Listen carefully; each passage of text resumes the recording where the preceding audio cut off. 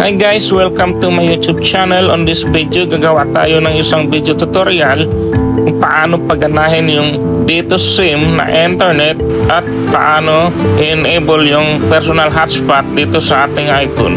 Kaya sa mga iPhone user dyan, lalo na sa mga baguhan, panoorin mo to.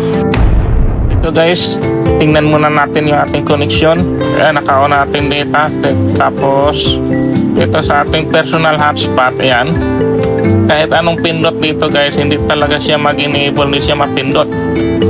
So yun ang gagawin natin para mapindot natin siya. Balik tayo, punta tayo dito sa settings ng ating iPhone. Ayan. Then pindutin natin yung cellular. Ayan. Pagka-pindot natin ng cellular guys, dapat naka-on siya. Then scroll down natin.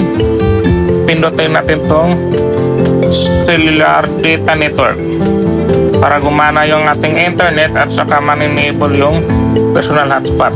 Scroll down guys, then punta tayo dito sa personal hotspot. Ayan. So dito gagawa tayo ng VPN. So dahil naka dito SIM card tayo, dapat ilalagay natin dito ay yung internet dito .ph.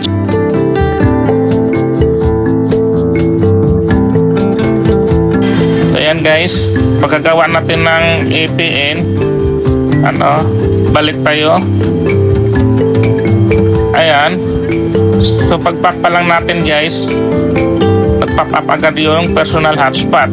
So para makakonect yung ibang device, dapat i-on natin yung allow others to join. At saka makikita na rin yung password ng ating personal hotspot guys. Ayan yung password. So di na tayo kailangan ng gumawa ng username saka password doon sa VPN. So balik tayo dito sa taas. Ayan, kikita natin na naka-enable na ating personal hotspot sa ating iPhone. Ayan guys. Ayan, pwede naman yan ma-enable, ma-turn off, turn on. So yun lang guys ang ating tutorial ngayon. Sana'y nakakatulong. Salamat.